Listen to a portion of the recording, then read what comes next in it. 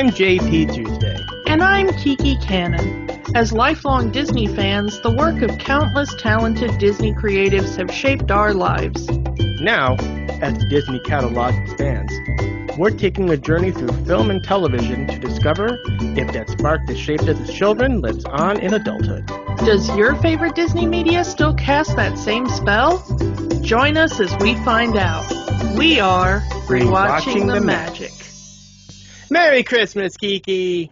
Merry Christmas, Tuesday. And Merry Christmas and Happy Holidays to all of our listeners, old and new, this season. As our Christmas movie, we are going to be watching Jingle All the Way, the Arnold Schwarzenegger movie from 1996, featuring a young Jake Lloyd, right before he became young Anakin Skywalker in Star Wars Episode 1. I did not see this one in the theater. Kiki, did you see this one in the theater, or is this one of those you saw it afterwards? No, I actually saw this one in the theater, like opening weekend kind of thing. Yeah. Yeah. I mean, this was that era in Arnold's career where he was trying to expand. He didn't really, he wanted to do more than just the action movies. He wanted to show that he was more of an actor, a comedic actor. And not gonna lie, of other action heroes that try to expand into comedic roles, he's kind of the more successful one. Stallone tried, and it didn't really work. Van Damme tried, didn't really work. Bruce Willis was a comedic actor before he was an action hero, so that doesn't count.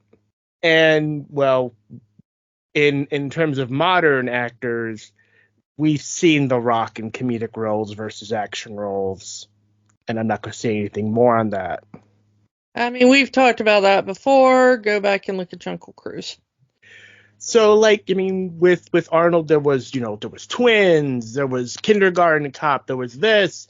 Last Action Hero technically counts as a comedic movie, since it was a satire of action movies.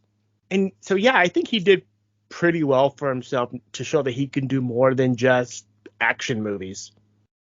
And in terms of how he got to be in this movie is a very interesting one, because he was already contracted to work a few movies for Fox because they had signed him on to do a reboot of Planet of the Apes. What would end up being Tim Burton's Planet of the Apes originally was supposed to be with Arnold Schwarzenegger. Now, Burton was not the original director tied to it. This was like 94. And he was brought on, and he was going to be the human in the new Planet of the Apes movie at the time.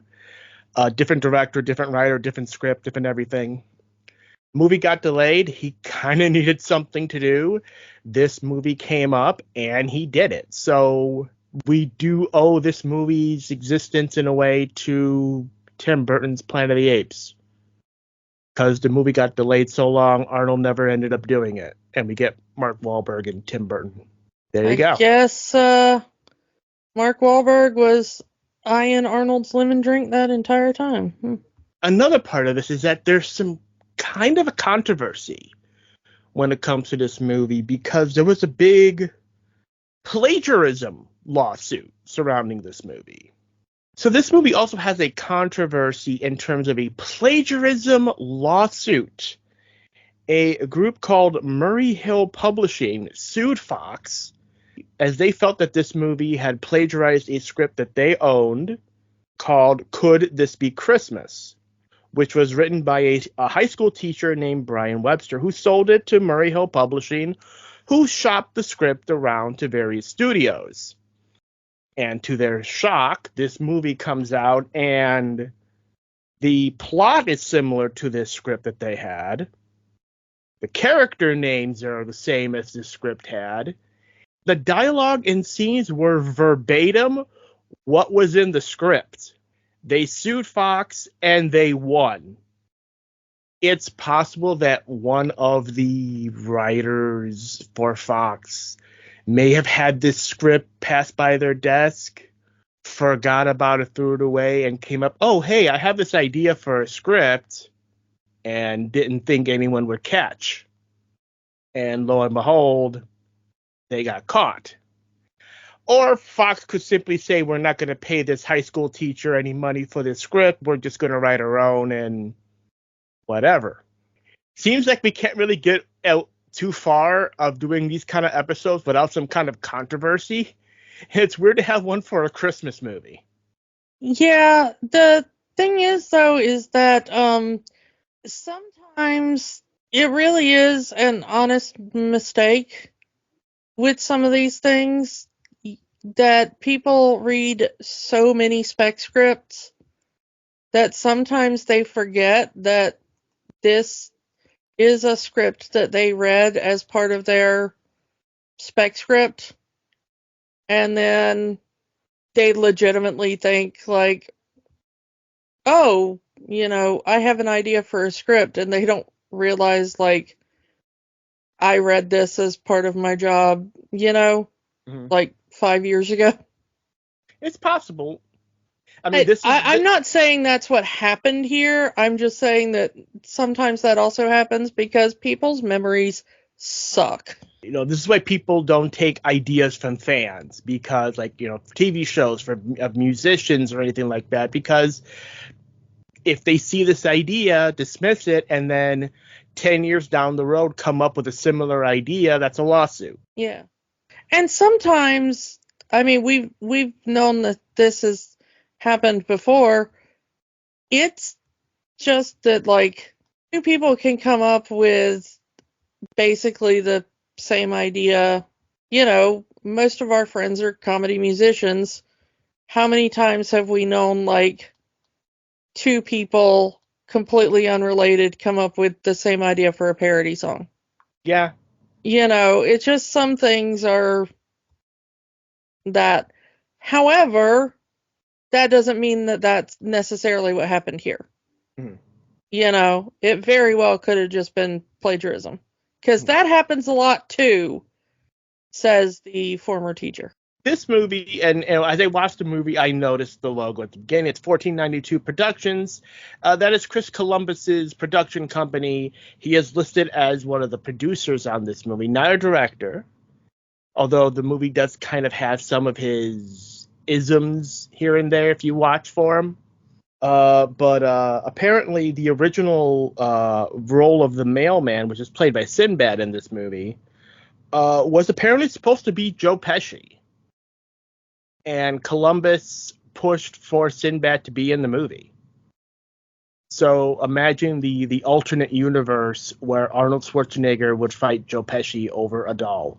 It's interesting to think about. I mean, this was like 96, so Sinbad was kind of everywhere at the time. He had already done a few films at this point with someone else in this movie, Phil Hartman. Coneheads, House Guest, and this. Sinbad was kind of popular, so I can understand wanting a popular comedic actor in here, especially if you're not sure about Arnold. You would have a couple of professional comedians in this movie to kind of pick up the slack. It's not just a couple of professional comedians. This movie is just an SNL cast reunion. I do have to there's going to be a downer here. This is, unfortunately, this would be the last theatrical live-action movie that Phil Hartman was in that was released during his lifetime. He would have one more live-action movie after this. That would be Small Soldiers. But that would be released after his death. I apologize to say it, but yeah, it's kind of reminding us how long Phil Hartman has been gone. It was I had forgotten he was in this, to be honest, because it's been ages since I've seen it. Mm. But it's so bittersweet to see him. Mm-hmm. And, even more bittersweet now than just a couple of months down the line from this point, he would be gone. Yeah. Tragic. I'm not going to go into it here. If you know, you know. If you don't, look it up. I'm not going to go through it here. See who else we've seen. Arnold, Sinbad, Phil Hartman, Jake Lloyd, Jim Belushi, Rita Wilson. Jim Belushi, Rita Wilson, The Big Show, Paul White, a.k.a. The Giant. He would have been the Giant. He would have still been in WCW at the time of this movie. But yeah, he's in the movie as the Giant Santa. Because I hadn't seen this movie since last year. I watched this with my brother last year, and as soon as he shows up in the movie, me and my brother shows you how in sync we are. We both said at the same time, "Well, it's the Big Show." Yeah. But I will tell you that it's the last time I saw this film, I wouldn't have known who he was. Oh, that's how long it's been since I've seen this movie. Mm-hmm. One of the weirdest cameos, Martin Mull as the radio DJ. It's interesting how many people were in this movie that, we would know or we would know more of later on. Yeah, I mean, the cameos are just really interesting. Chris Parnell, Lorraine Newman. Harvey Korman. It's a blink and you miss a cameo, but he's right there at the beginning in the Turbo Man sequence. Yeah.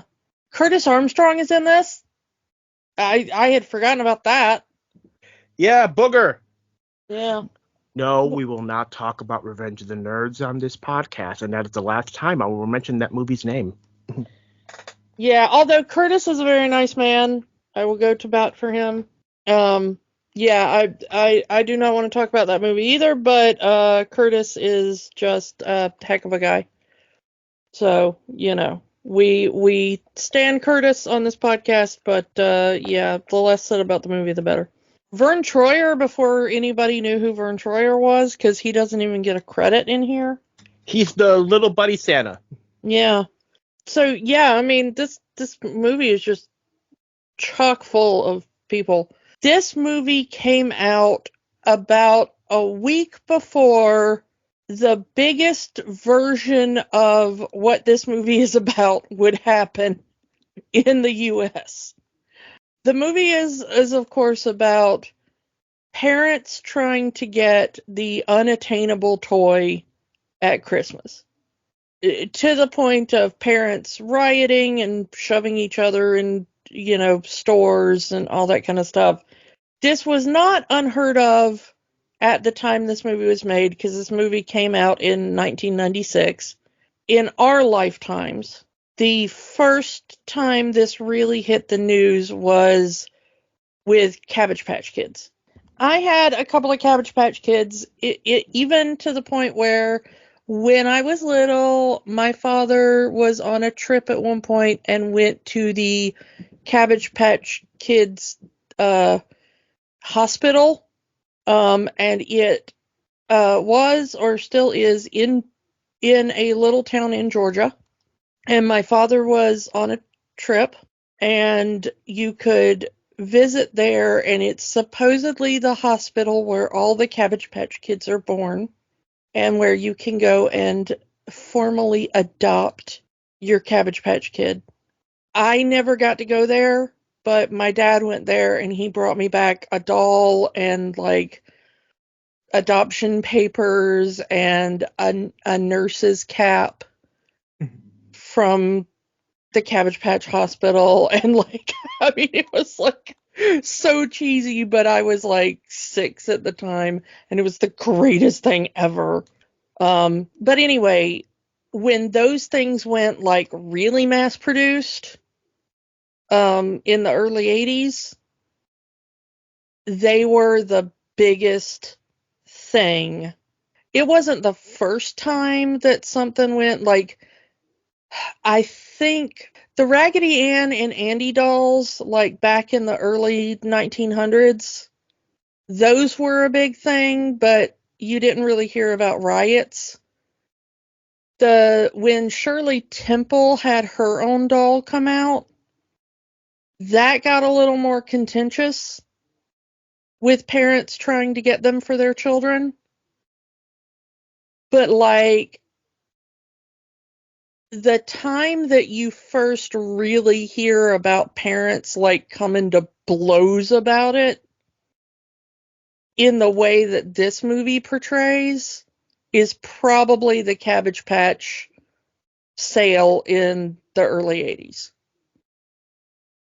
But the funniest thing about this movie is it came out, like I said, just like a week before the biggest version of this in the modern era, which was the Tickle Me Elmo craze of 1996. Oh, yeah. Now, And by that point, we had aged out of Sesame Street. Still loving it, but it's like, okay, we're not gonna buy it. But that the news footage of parents riding into every toy store, knocking each other over, the fight. I mean, if you ever see those footages of Black Friday battles from this era, it's over the Tickle Me Elmo. if you were a parent in 1996 with like a 5-year-old kid, you probably still have scars from Black Friday, 1996. If not physical, mental. I mean, I was speaking physical. Yeah, you probably like literally have like a scar from Black Friday 1996. We had aged out of Buy Me Sesame Street toys at that point. Like, I knew people who were our age who had Tickle Me Elmos, but we bought them like, I mean, I never had one, but like one of my best friends in high school had one, and she got hers like after the restock, you know? Mm-hmm. So it wasn't like she went out or her parents went out and got them like in the crush, you know? If you were old enough to remember that, sitting at home and watching the news footage that Thanksgiving weekend, or, you know, the Black Friday weekend right after, what it felt like you were going crazy. You were like, it's a toy, people. And also, like, if you are able to find the footage from that time of, like, local news reports, almost all of them mention this movie. They're like, it's a real-life Jingle All the Way as parents, like, punch each other over Tickle Me Elmo. Because this was, like, the biggest movie in theaters just, like, days before. And then all of a sudden, we've got parents doing the exact same thing within 7 days of this movie coming out. And they play it up in the movie, but again, this is a comedy. People are doing that in real life. Like, if I don't get this one toy for my kid, it's going to ruin Christmas. Which really does go into the commercialism of Christmas. And this movie tries to have that kind of message, the over-commercialization of Christmas, but that kind of gets lost in all of the product placement in this movie, especially since one of the big scenes in this movie is in the Mall of America, with those stores full on being shown. Because the movie takes place in Minneapolis, St. Paul. Also, part of that message is lost, at least to me, because if it had focused more on the relationship between father and son and not focus on how many funny situations we can put Arnold Schwarzenegger in, I think the message would have gotten across better. Yeah, I mean, we'll get into that in just a second. Mm-hmm. We have Arnold Schwarzenegger, the dad. I'm just going to say, I got to get this off my chest before we go any further. Mm-hmm. I've probably mentioned it on the show before, but say what you want about Arnold as an actor in whatever capacity, that's fine. But I will remind people that Arnold Schwarzenegger is the reason why it is still illegal to own a ferret in the state of California, so he can go jump all the way into the ocean. Go look it up. It's awful, and I cannot stand him as a person for that reason. We know my feelings about ferrets on this show. I'm not going to say that's the worst thing he did as governor, maybe, but, you know, it's the thing I hold against him. I just have to get that off my chest and remind people of that whenever he comes up.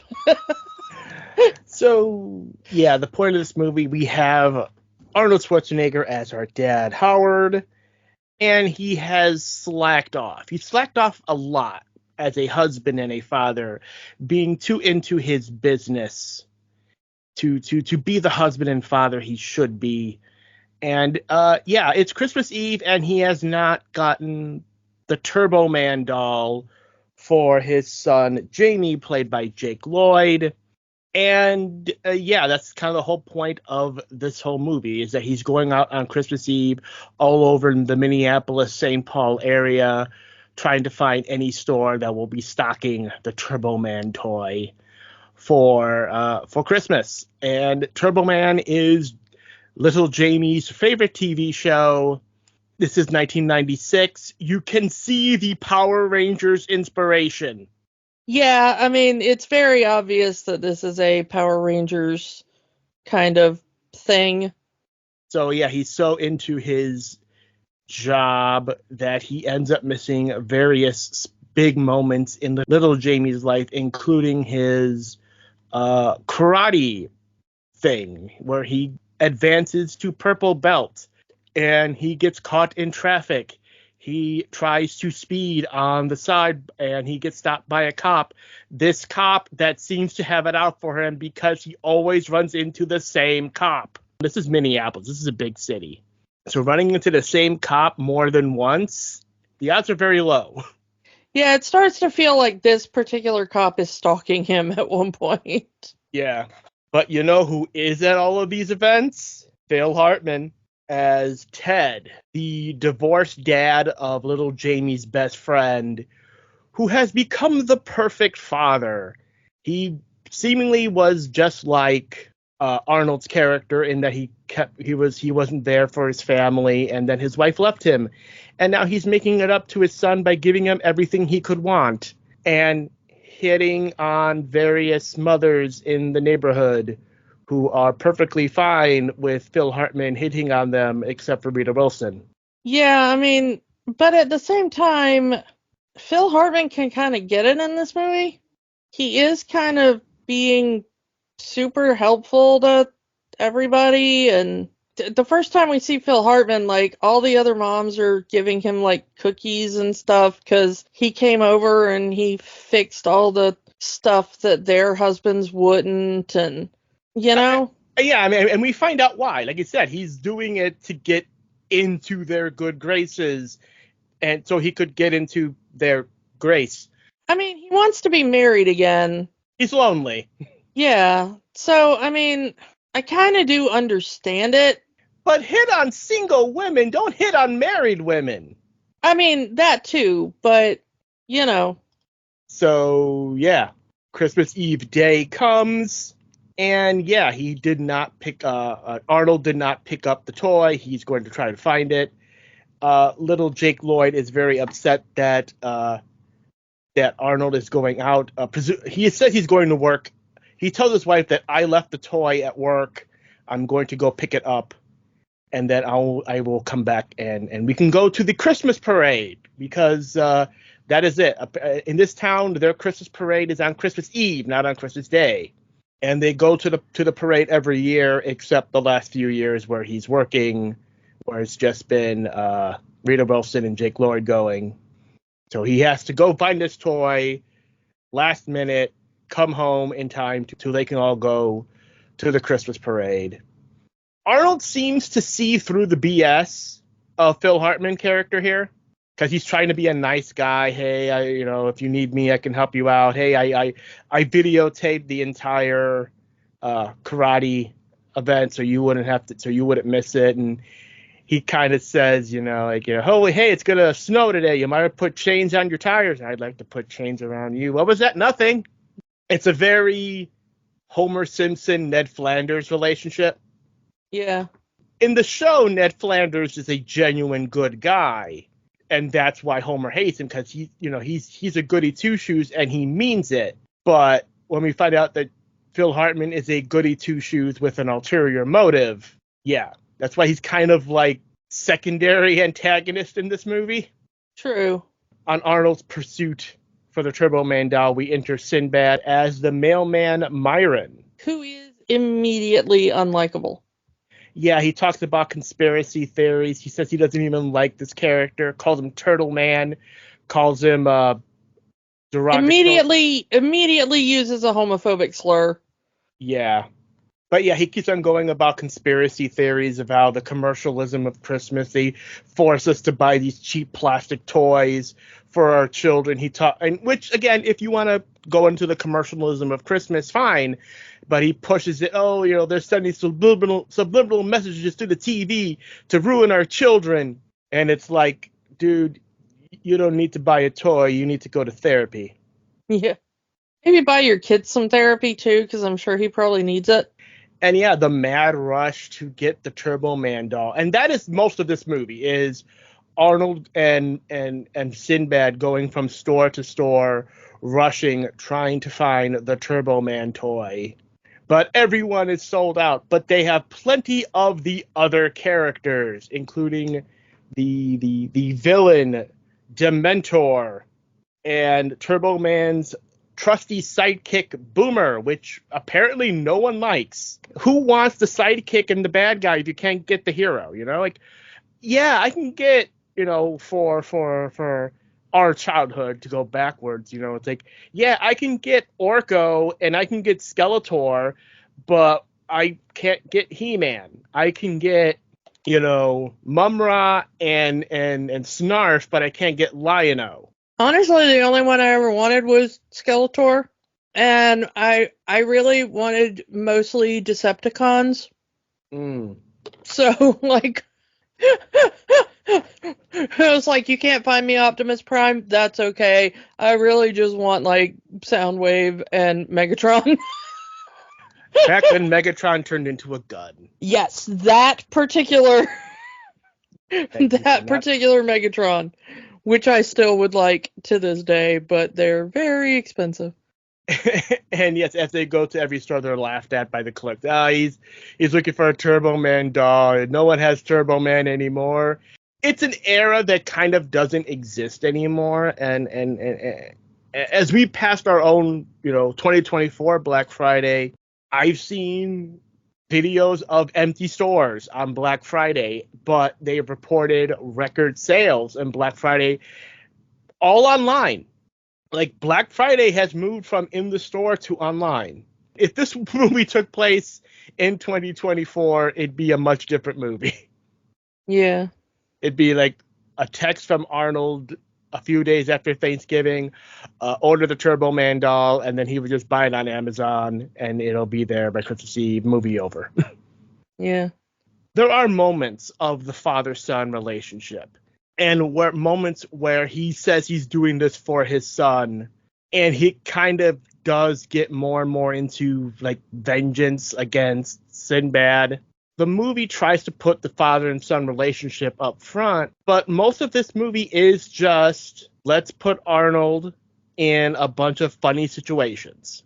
And I understand that this is a comedy, and it's a lot of physical comedy because Arnold is a very physical actor. Again, he's an action hero. So, of course, a lot of his comedy is going to be physical. But I feel like they could have done less of that. And I get it. It's funny. It's funny. I'll say those moments are still funny. But I wish that they had focused more on the father-son dynamic of, when's dad coming home? You get those moments, but they're just passed over. I mean, the moments where the kid really wants his dad to come home so they can go to the parade, those moments are overshadowed by Phil Hartman trying to flirt with Rita Wilson. Not to say that the Phil Hartman stuff isn't really great, because honestly, the Phil Hartman stuff is really great. Some of the best stuff in the movie, if you're asking me, and we're going to pretend like somebody asked me.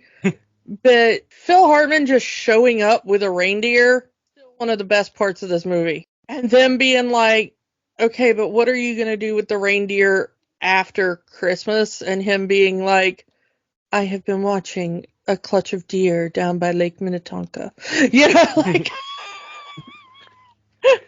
like, that is one of the best speeches in any film ever. Like, again, he's still playing up as, I'm a very thoughtful person. I'm a good person. I'm gonna let this deer back into the wild, and hopefully this clan of reindeer will accept him. No, not even reindeer, just normal deer. There are no reindeer down by Lake Minnetonka. He's just gonna dump, like, a juvenile reindeer down next to, like, normal, regular American deer, like white-tailed deer, and just hope that they're like, oh, this totally different subspecies of deer, let us accept it as one of our own. And that ain't gonna happen. Bambi ain't gonna accept Blitzen. Yeah, that's not gonna, you think that, they had trouble accepting Rudolph and he was one of their own kind? You just try, shoving Rudolph into Bambi and seeing how that works. That ain't working. Yeah. Also, next hunting season, that reindeer is the first thing to go if it's still alive. Also, was this movie the first appearance of Brian Setzer's version of Jingle Bells? I don't know when exactly that came out. I think it came out the same year, and this movie was called Jingle All the Way, but they do play that version in this movie a few times. Yeah, I'm not one for Christmas music, but that is a much better version of that song than basically any other version. In a 57 Chevrolet. Yeah. We've both been to the Mall of America. We've been to the Mall of America together, so. Yeah. Legoland doesn't look much different than it does today. Only it's more updated with modern characters, but a lot of the stores in this movie aren't there anymore. The amusement park has changed names a few times. Yeah. It was Camp Snoopy when this movie was made, and you can see Snoopy. It's Nickelodeon Universe now. But, yeah. So as this happened, he loses out on getting the Turbo Man doll at the mall. He meets up with Jim Belushi as a mall Santa. Danny Woodburn as his little elf buddy. And they say, hey, you want a Turbo Man toy? We can get you some. I think my favorite part of that is Danny standing there with the Turbo Man doll and that day's paper like a hostage proof of life. Yeah. Polaroid. Yeah, he pulls out the Polaroid. It's him with the Turbo Man doll and that morning's paper. Yeah, and he's like, yeah, you want one? It's like, here's proof we have one. And that still makes me laugh. That's one of the better jokes in the movie. Second only maybe to the reindeer. Yeah. So, yeah, the Belushi Santa takes Arnold to this warehouse where, I assume every other mall Santa and corner Santa and whatnot. And Mrs. Claus, because there's just a bunch of Mrs. Claus working there, too. Yeah, every secretary is a Mrs. Claus. Every worker is a Santa. Or some form of Santa's elf. Yeah. This is probably every mall Santa, elf, and Mrs. Claus in the Twin Cities area. Just in this warehouse making bootleg toys. Or otherwise working on this scam. Because it's not just Turbo Man dolls. There's stuffed animals and other toys that you see them moving in the background. But since Turbo Man is the toy of the hour, they are bootleg Turbo Man dolls. And he tells Arnold it's going to be $300. And Arnold's like, are you kidding me? And he's like, hey, you want the toy? And Arnold gets the toy and immediately starts opening it. And they're like, don't open it. And then it's like, Turbo Man, en español. And then he's like, it's the multilingual version. And then he opens it up and the doll falls apart and he's like, some assembly required. It's like, Arnold's like, I'm gonna kick your butt. And we get Arnold versus this army of Santas. Again, this is where Big Show Paul White comes in as the giant Santa and we see Vern Troyer as the little buddy Santa. And then the cops come in because the cops are busting this counterfeit toy Santa ring. And I love Danny Woodburn just saying, it's the Grinch, run! Yeah. I love that that's their code name for the cops. So yeah, all of the Santas that are running to this counterfeit toy ring gets arrested, and Arnold gets out of it by grabbing a toy police badge, pretending to be a detective. That leads into it's the father-son moment that I wish there were more of in the movie, where he calls home, he's calling to his wife to kind of explain the situation. Well, no, because you got to back up there and explain the running out of gas bit. Oh yeah, he's been driving around the city. He hasn't stopped for gas. So he runs out of gas in the middle of the city and has to get his car towed. So he pushes his car to his diner, calls home to explain to his wife what's been going on. Little Jamie picks up the phone, said, "Hey, get your mother. I need to talk to her. It's important." And then, That leads to one of my other favorite jokes in the movie, because Jake Lloyd says, "No, I can't get Mom. She's outside petting Ted." Or she's next door petting Ted, which we have just learned is what they have named the reindeer. But it's also Phil Hartman's character's name. Yeah. His son named the reindeer after his dad, because his dad got him a reindeer for Christmas. And he's like, so I'm going to name the reindeer after my dad, because he's the best dad in the world. And so Rita Wilson's just over next door petting the reindeer. And when Arnold calls, Jake Lloyd's like, yeah, she's over next door petting Ted. And Arnold's like, what? Which I kind of love. And yeah, this is where we find out that, oh yeah, my dad used to be like your dad. He was never around, but after he and my mom split up, he was around all the time. Maybe your parents can get divorced, and then your dad can be more part of your life. Which is one of those things that kids say that, like, they don't understand the full context of what they're saying, but, Yeah, and, kids are mean. It's not just that kids are mean, it's that kids just say what they recognize as the truth, and they don't understand the full context of things. He's just being honest. Like, my dad was a crappy dad, and then my mom left, and now my dad is, like, best dad in the world. Like, maybe that's what your parents need. And he doesn't realize that, like, gonna hurt the other kid's feelings. Like, because maybe his parents really had a bad marriage, and things are better now for him, Mm-hmm. So yeah, little Jamie is saying to his dad, hey, you're going to miss the parade. We're about to leave soon. You promised that you would come, and you're not here. And, Turbo Man always says it's always good to keep your promises. And by this point, he's already been across both Minneapolis and St. Paul looking for this doll. And like, I don't want to hear anything about Turbo Man anymore. I'm sick of Turbo Man. Now go get your mother.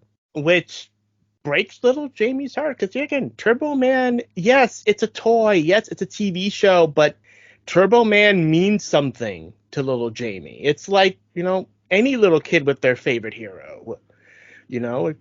Again, with He-Man, with Optimus Prime, with Lion-O, with Power Rangers, with Superman, with Batman, with Spider-Man.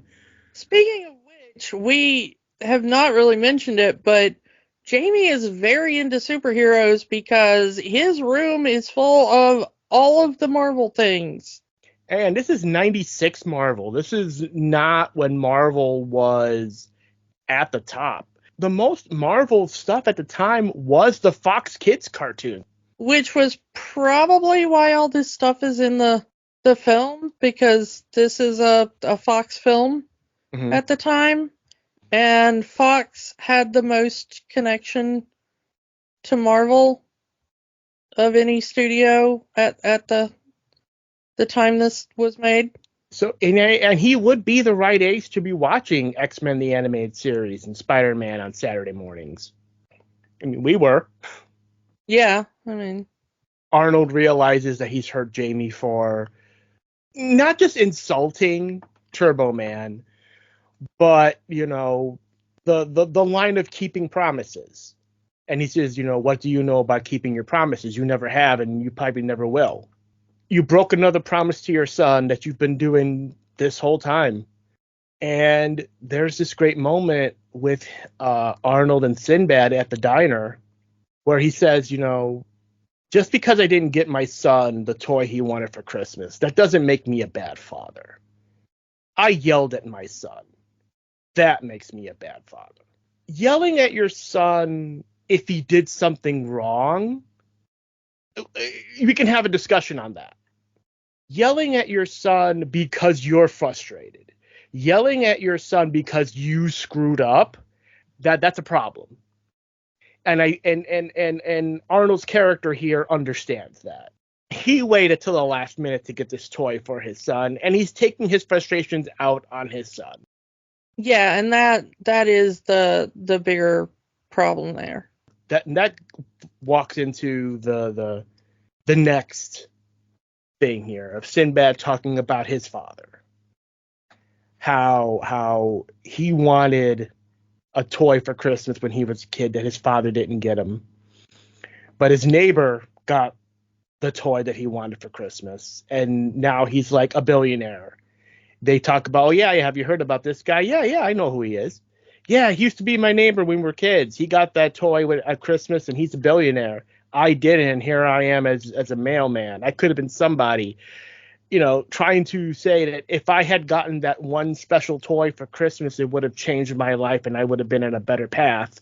I don't think that you didn't get that toy when you were a kid put you on this path, Sinbad. Yeah, I think you were probably just destined to be a jerk no matter what. But there's a funny, it leads to a little daydream from Arnold seeing little Jake Lloyd in the mailman uniforms, and here's to you, Dad, drinking the alcohol. We all know what happened. Jake Lloyd doesn't become a mailman because he doesn't get that toy on Christmas. He doesn't get that toy on Christmas, and he becomes a slave on Tatooine and becomes Darth Vader. Yeah, this is the path to the dark side either way. But yeah, so this leads us into the radio contest where if you can name all of Santa's reindeer, you get a Turbo Man doll. The radio station is down the street. They run there. This is where we get Martin Mull's cameo as DJ. Arnold runs in and he says all eight reindeer, because we don't get Rudolph's mentioned. And he just attacks the DJ with like, where's the doll? I have the right answer. Please, I really need that. It's like, I don't have a Turbo Man doll. I have a gift certificate. Did you not listen to what I said on the radio? I never said I had a Turbo Man doll. I said I can get you a chance to get one with this gift certificate, good at any store when the restock happens. It's another hurdle in the story to keep the story going and stuff, leading into more conspiracy theories from Sinbad. I got a bomb. I'm gonna blow this whole thing up if I don't get a Turbo Man doll.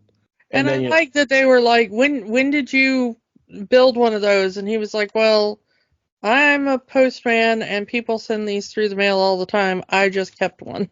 It is a sad state of affairs that is a believable thing in the U.S. And it turns out to be true. Yeah, later on in the movie, he tries a few minutes, the first one is just a random package that it ends up being a music box, and he tries it again a few minutes later, and he thinks it's just another random package like the first one. He's bluffing again, and it turns out no, that one was actually an incendiary device, and it goes boom. Must not have been a powerful bomb. Yeah, it's a very Looney Tunes device. Because, it's the same cop that we've been seeing this entire movie. He opens the package, it goes boom. Now, obviously, they were not going to destroy part of a building for this movie, but you just hear a boom, I think, and then that's it. And then we cut back to the cops, and it's a very Looney Tunes smoke effect over the cop. If that was a powerful explosive, he'd be all over the wall. Yeah, it's really mostly, his hands are bandaged later from some minor burns apparently, but that's, And yeah, here we are at the final, I guess you could say the penultimate moment here with he finally gets home. The tow truck finally takes him home. He sees Phil Hartman in his house putting up their Christmas tree, and he says, "You know what? That man in my house putting up my Christmas tree, that's it. I'm done."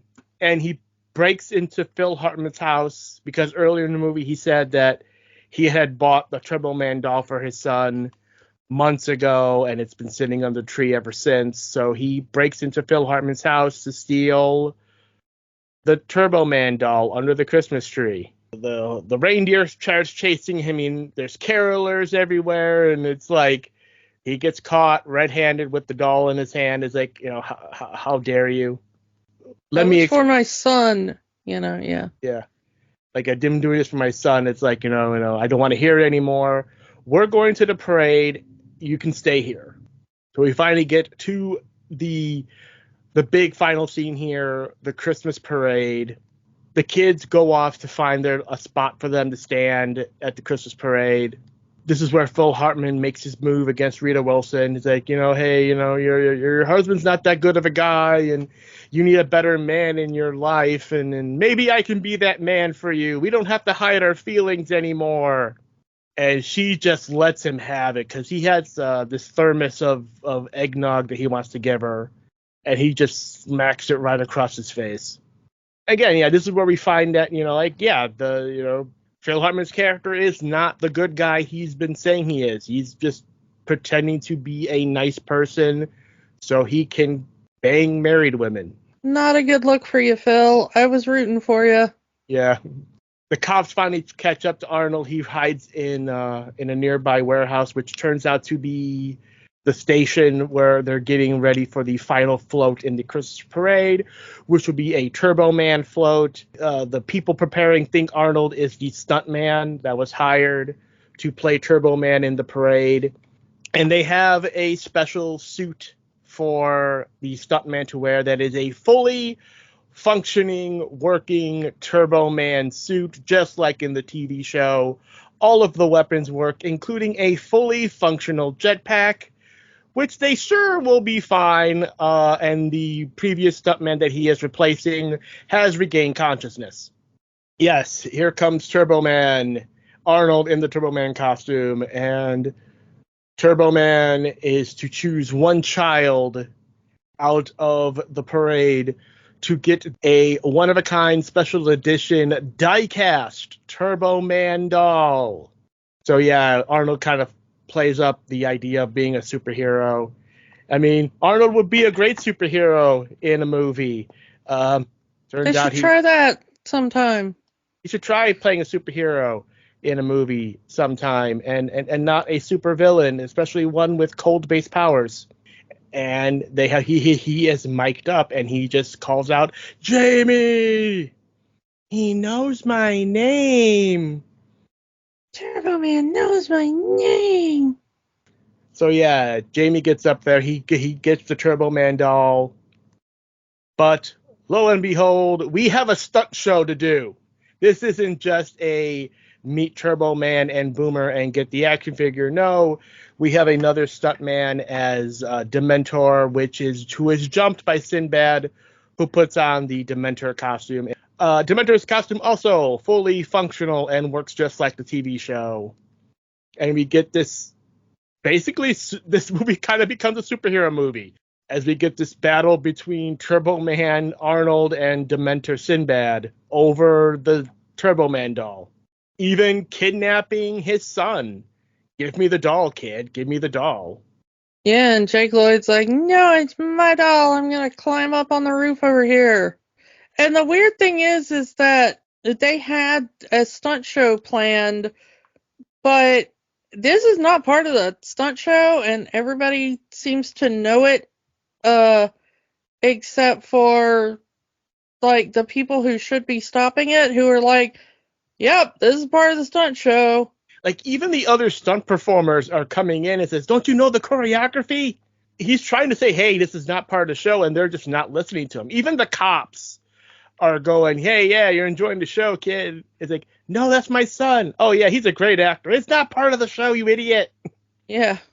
I don't know how smart it is to get a fully functioning, working jetpack to someone who's never used it. But, well, he was supposed to have read the instructions. yeah. And as we all know, when you tell somebody to read the instructions, they always do that. This is the part of the movie that gets, again, more important to put Arnold in funny situations than playing up the morals of the movie. Again, we're going into something that really does not exist in real life, which is a fully functioning working jetpack. If it was more like he was just climbing up there to save his son or something. Again, the movie goes a bit far here by becoming a full-on superhero movie. It would have been a little bit better if they'd have done something like, oh, you know your dad, he's afraid of heights or whatever. Yeah, if they had played that up in the movie a different way, like put Arnold in situations where he has to be high up and he freaks out about being high up, and then now he has to conquer that fear with the jetpack. That would have been cool, Yeah. Or just literally anything where he actually has to give of himself to get his son the toy, or to put himself in danger to save his son at the end, other than just like, oh, he's got a jetpack and it's not really working and it's kind of goofy now. The idea is supposed to be that, like, he's a bad father because he spends too much time at work or whatever, but let's not kid ourselves. This is Arnold, and he looks like Arnold in this movie, like, fairly prime action hero Arnold. Phil Hartman makes a joke in this movie, like, this is one problem you can't bench press your way out of.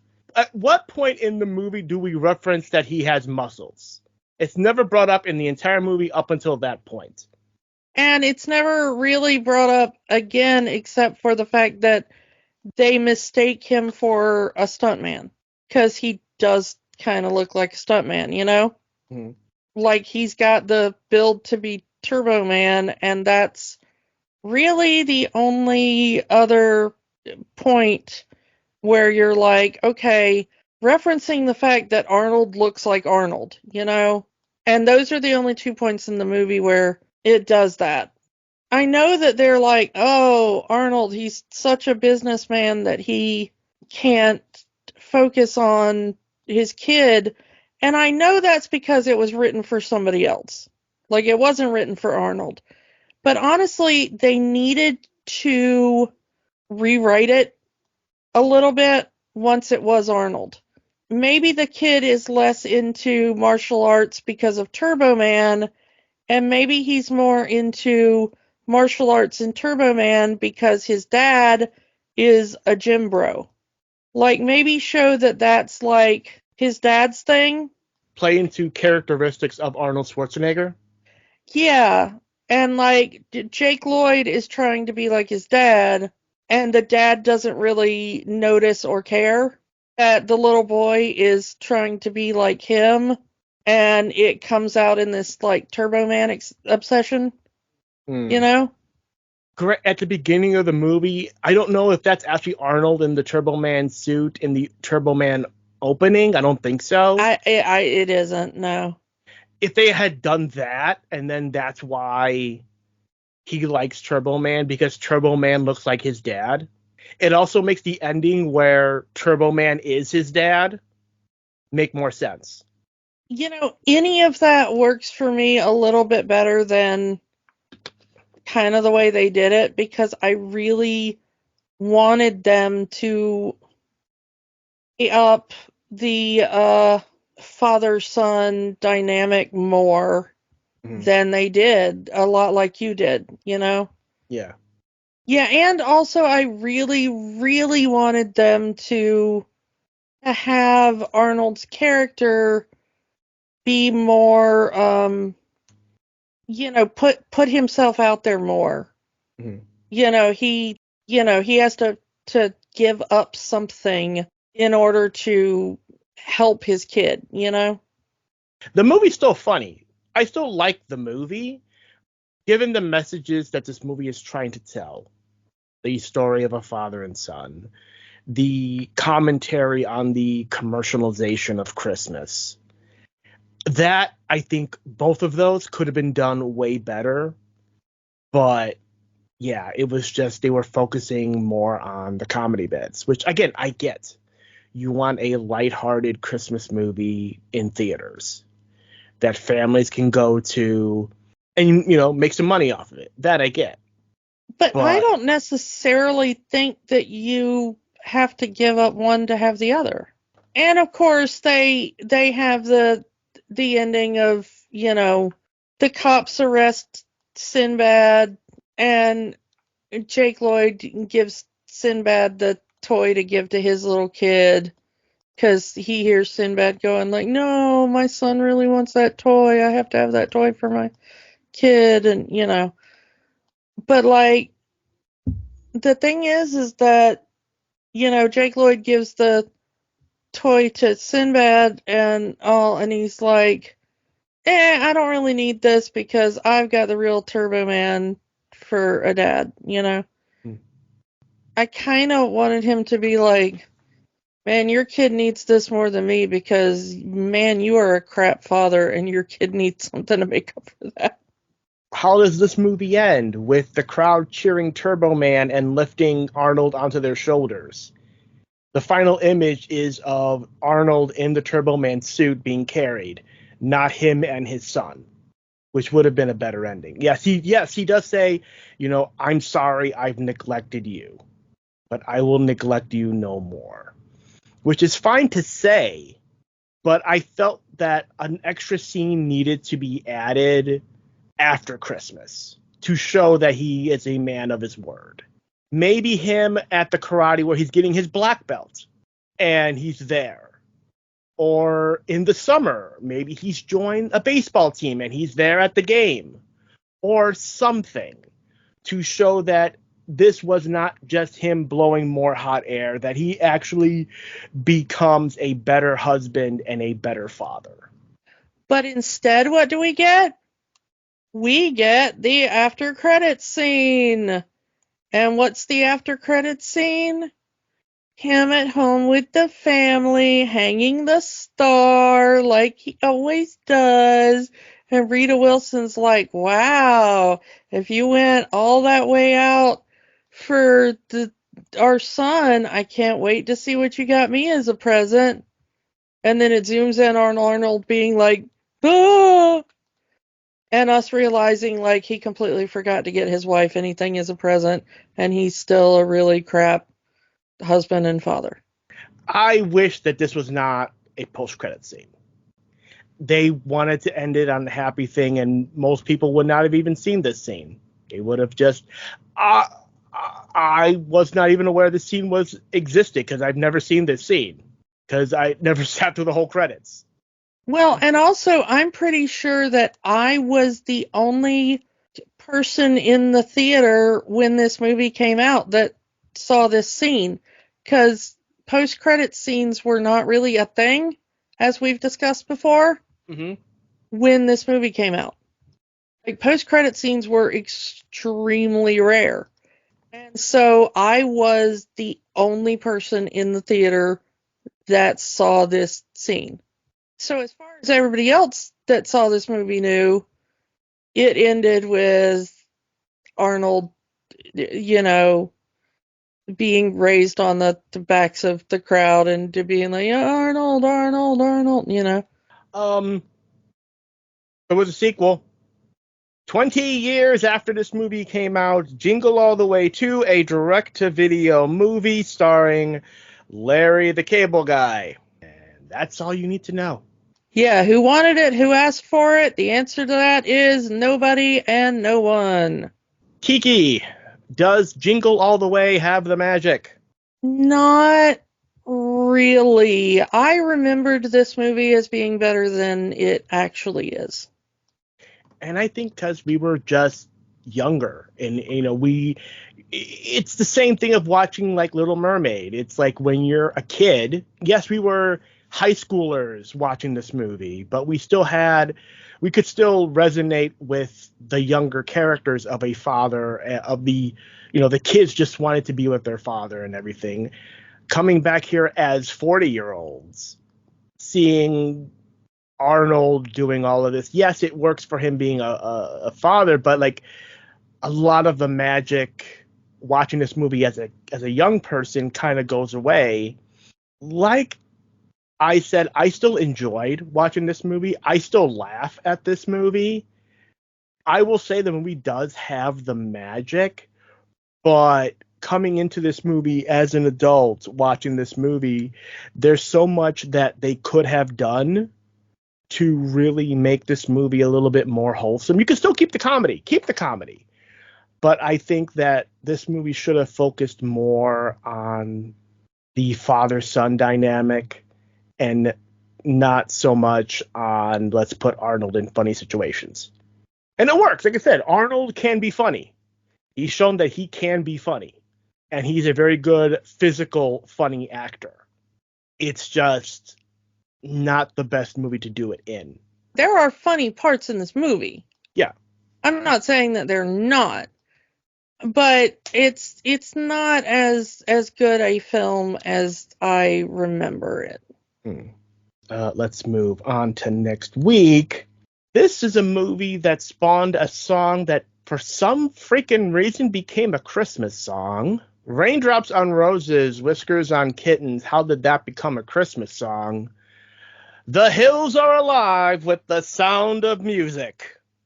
So yeah, we get to talk about two things that we do like on this podcast. Julie Andrews and punching Nazis.